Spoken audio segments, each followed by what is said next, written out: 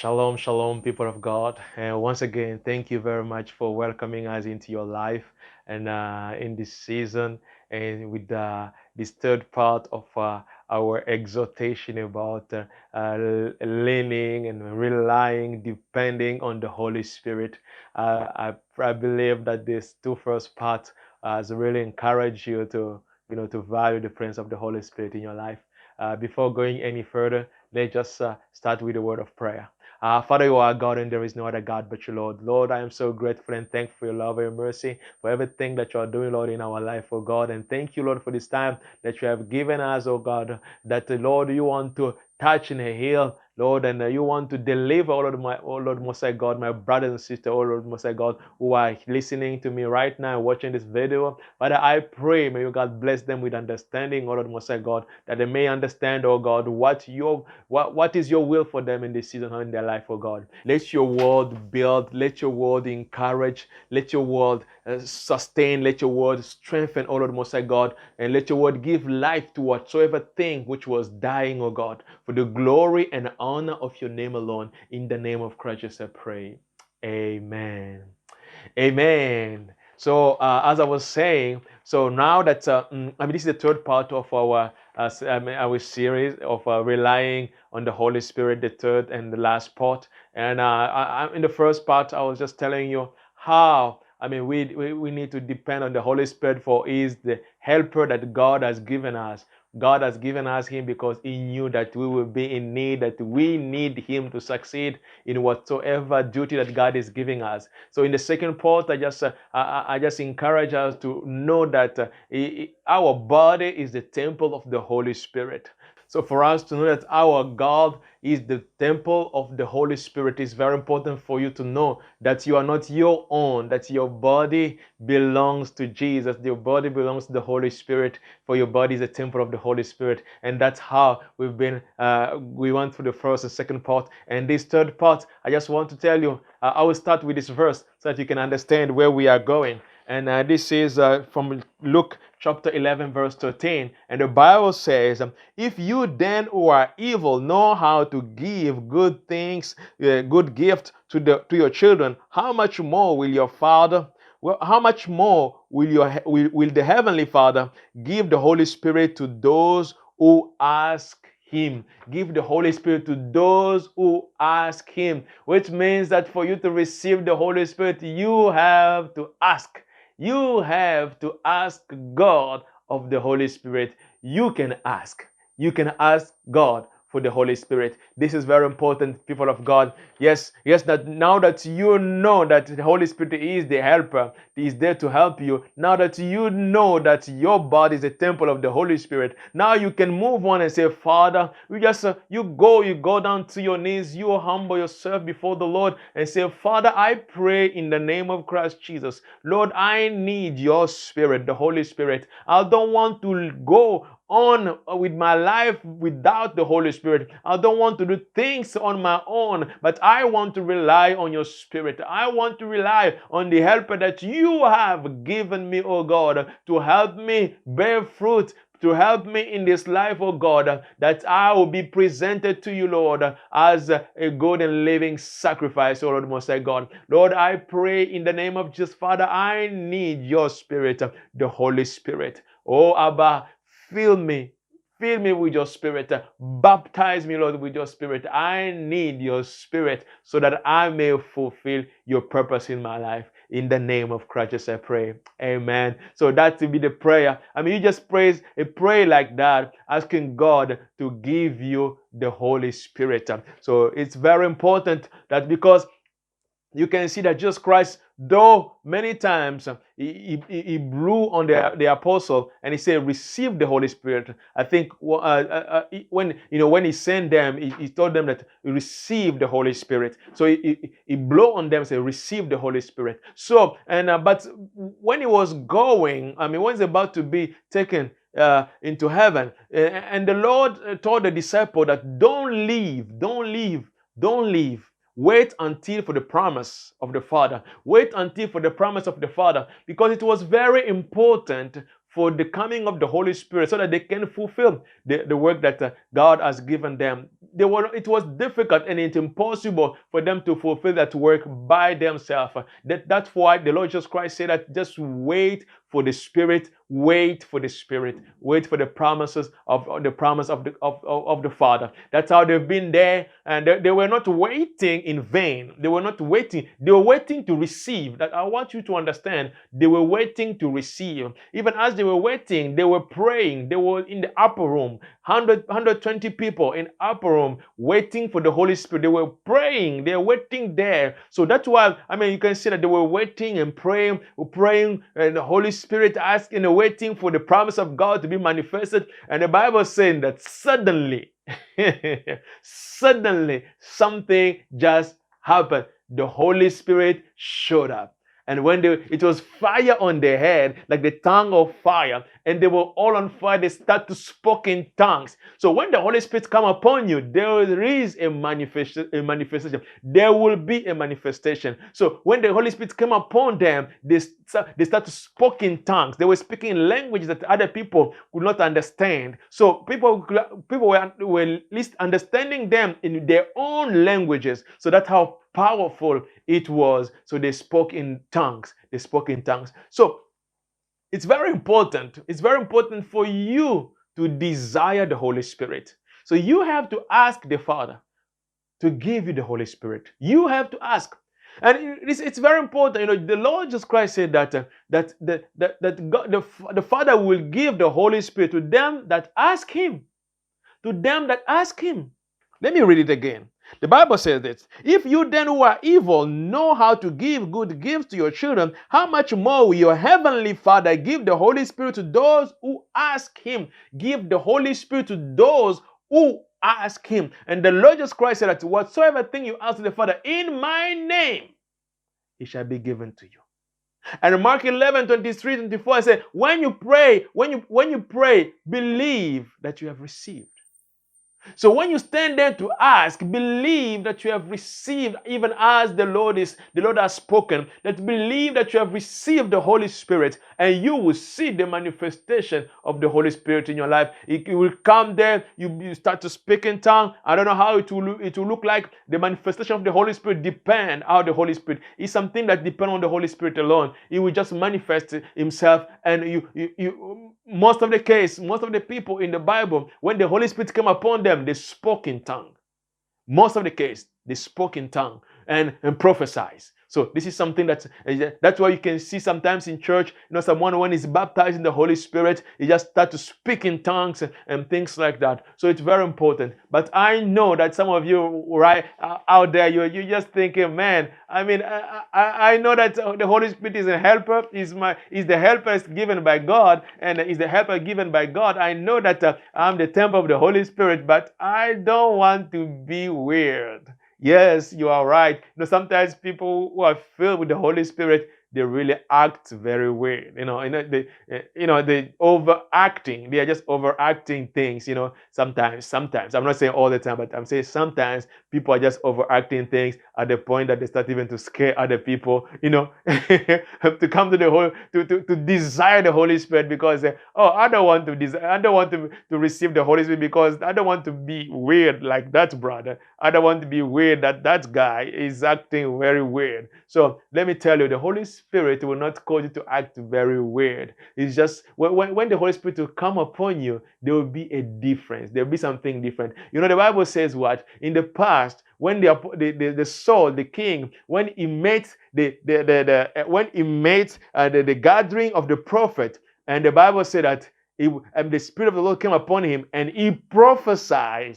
He prophesied, and Saul was not a prophet, but when the Spirit of the Lord came upon him, he prophesied. So this is something that you have to understand, because it's written in the Bible in Joel chapter 2:28 that in the last day the Lord says, "I'll pour out my Spirit upon all flesh, that your sons and daughters will prophesy." So when the Holy Spirit come upon you, you probably will prophesy because it is the word of God. You will prophesy. So it's very important. It's very important to desire the Holy Spirit, to desire the manifestation of the Holy Spirit in your life, because the Holy Spirit is here to help you to fulfill the purpose of God in your life. And the Bible said in Isaiah 11 verse 2, that the Spirit of the Lord will rest upon him. He will rest upon. I don't know if you understand that. The Spirit of the Lord will rest upon him. I want to just, there is a Spirit of the Lord in us and upon us. Those are two different functions of the Holy Spirit working with the believer. When the Holy Spirit is in us, you see, what we call the fruit of the Spirit. You are gentle, you are loving, you are kind, you are forgiving, you are patient, you are enduring. Those are the fruit of the Holy Spirit. The fruit that comes by the fact that you have the Holy Spirit in you, and the Holy Spirit is producing this fruit. There is truth in you. That's why, you cannot, when you are really born again by the Spirit of God, you cannot lie. If you lie, you feel bad. Normally, it's supposed to be like that. You cannot accept a bribe. If they bribe you, you feel bad. So that's the difference. Because if you really have the Holy Spirit in you, when someone bribe you, you will not take that bribe. But if you are not, you say that, okay, God is not here, nobody is looking at me, so let me take the money. But believe me, the Holy Spirit is watching over you. He's near you. Don't think he's in you. And but don't do that. Don't do that, because your body is the temple of the Holy Spirit. Do not, play with that. Don't play with the body. Your body. The body is the temple of the Holy Spirit. So yeah, just watch over it and keep it clean. Amen. So this is very important. So the Bible says that the Spirit of the Lord will rest upon him, the Spirit of wisdom, understanding, the Spirit of counsel and strength, the Spirit of knowledge and the fear of the Lord. So it's very important that when the Spirit, you see, they're talking about wisdom as a spirit. I don't know if you understand that. Wisdom as a spirit, understanding as a spirit, counsel as a spirit, counsel as a spirit, strength as a spirit, knowledge as a spirit, the fear of the Lord as a spirit. So you have to understand that these things are spirit. Understanding is a spirit. Wisdom is a spirit. You see? So these are the things that it's not something that you get just like that. You have to ask God to say, Father, I need the spirit of wisdom. I need the spirit of understanding, because each and every of the spirit, when it comes, it has a manifestation of it. The Bible said that when God gave Solomon wisdom because Solomon asked of it. So when the spirit of wisdom came upon Solomon, he was so wise. He became so wise and to implement justice. So that's what happened. He became very famous. His wisdom was just, no one could be compared to in his generation. So it was just tough. Solomon was very wise man. So at the point that there was, everybody was coming from all over the world to come to listen to what he's saying. That's why he wrote the book of Proverbs and Ecclesiastes. So, the preacher. So that's why he wrote those books. Probably, some other people participate, but mostly Solomon who has been and puts his proverb there. So it's very important for when the Spirit of God come upon you, or let's say understanding. When understanding come upon you, it gives you a deep understanding of things. It gives you, understanding can help a scientist. A spirit of understanding can help a scientist. A spirit of understanding can help a soldier. A spirit of understanding can... So understanding here, it comes upon you. It will help you in many different ways. So that's why, God is not calling everybody to be a preacher. God is calling his people to serve him. God is not, let me repeat it again. God is not calling everybody to be a preacher, but God is calling everybody to serve him. So you can be called to be a doctor, to be a doctor, a judge. God wants you to implement justice, because when the Spirit of the Lord is upon you, yes, you watch that the justice will be implemented. That's what God wants. So God wants you to be a soldier, because God care about the soldier too. God wants you to make sure that even within the army will protect people. That the army will not kill people. The army will not be corrupted and kill people. So God wants you to be a soldier, so that you can show the justice of God within the army. It's very important. Now, God cannot. He wants you to be a doctor. Yes, God wants you to be a doctor. You know, in the Bible we have Dr. Luke. Dr. Luke wrote the book of Luke and the act of the apostle. So it's very important that God is not just, He wants all of us to be preacher, pastor, evangelist, prophet, and apostle and doctors. No, God wants us to occupy the whole society. He wants Christians to rule over the society. That's what is God kind of society. That when God called Israel, He didn't call Israel, God told Pharaoh that let my people go that they may serve me. That's what God said, that they may serve me. And when they came out of, the bondage in Egypt, how many? There were 12 tribes. 12 tribes. How many tribes served God full time? Only one. Only one. Only one tribe served God full time. What was the rest doing? They were still serving God too, but in a different ways. They were businessmen, they were farmers. So all those people, they were serving God in a very different way. But even to serve God in all those ways, you need the Spirit of God. You need the Spirit of God.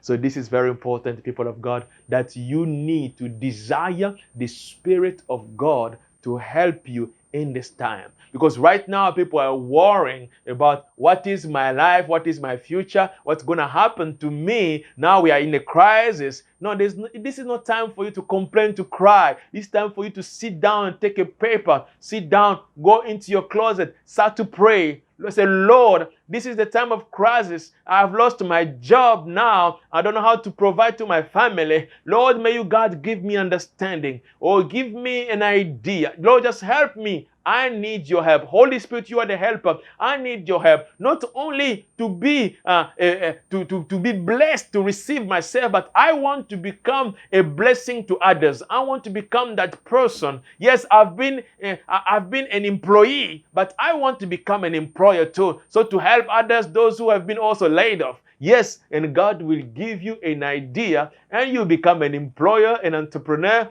and you'll be amazed that out of this crisis, out of this time of so-called recession, where you just prosper, you prosper. So it's not only that, I'm talking about even you crying to God and to help you to sustain your ministry, to help you to confirm your ministry, because that's what God says. When you go Mark 16, the Bible said when they went out preaching the gospel, the Lord going with them, confirming His word with signs, wonders, and a miracle. Confirming. You need a confirmation. You need a confirmation for your ministry. You need a confirmation for your calling. You need a confirmation. You need the Lord to confirm that He is with you. So when you reach that place, you have to go to God and say, Lord, Lord, I need your Spirit.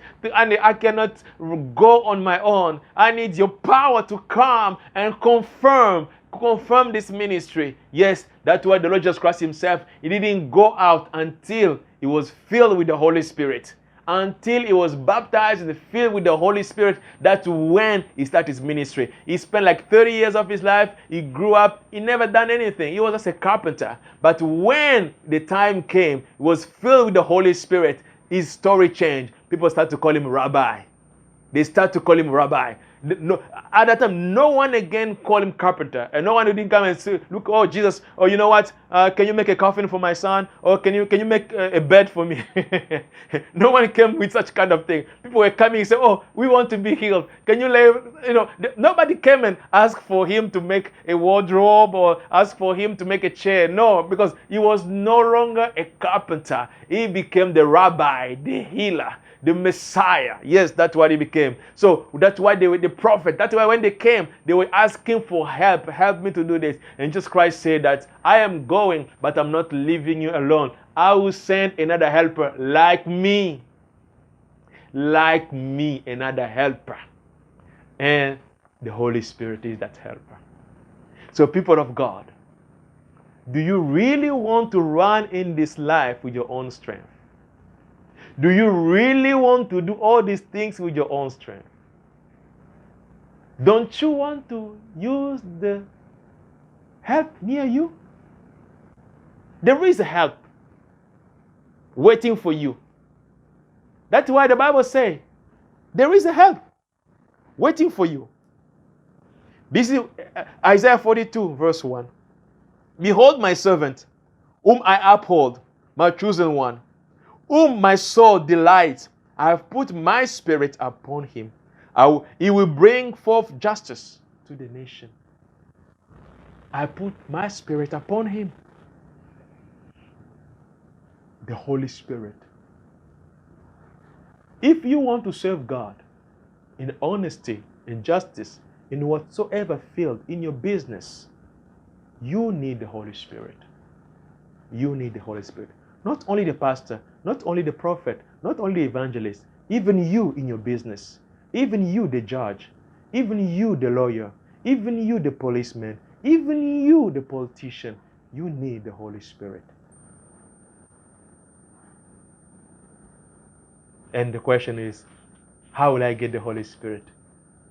I'll go back to my first verse that I read for you. Luke 11:13. If you then who are evil, you know how to give good gifts to your children, how much more will the Heavenly Father give the Holy Spirit to those who ask him? God is willing to give you the Holy Spirit if you ask. Because God doesn't invest in vain. God will never equip you in vain. God will never give you his power in vain for you not to use it. God will trust you if you desire to do something with the help that he's giving you. The Holy Spirit is God. The Holy Spirit is the helper. Are you willing to receive the help from the Holy Spirit? Are you willing to receive the help from God? If your answer is yes, let's bow our head. I will pray that the Lord will send the help in your life to come upon you, to enable you to fulfill the works of God. Let's pray in the name of Christ Jesus. Lord, you are God and there is no other God but you, Lord. Father, you have said in your word that in the last day you will pour out your spirit upon your sons and daughters, upon all flesh, that your sons and daughters will prophesy.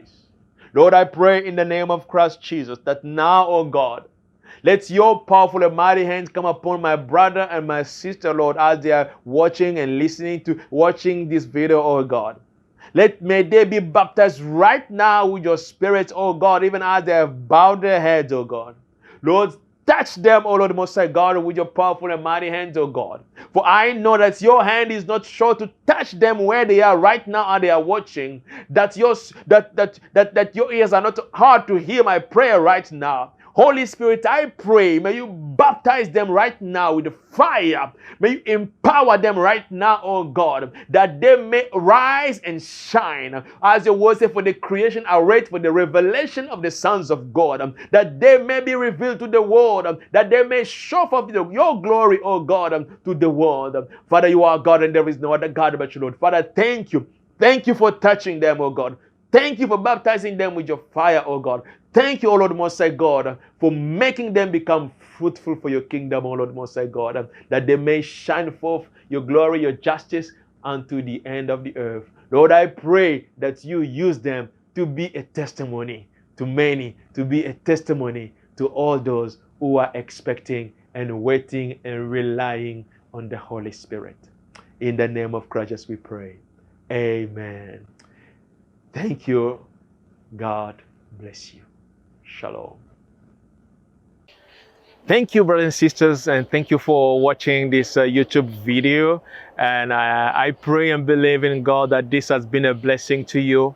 And please don't forget to subscribe to our channel, and you will receive updates every week because we are posting videos almost every week by God's grace. And also, if you have this message has been a blessing for you, you can just leave a comment below, and or just say amen if this has been really a blessing to you. So thank you very much for watching, and stay tuned for our next YouTube videos. God bless you. Shalom.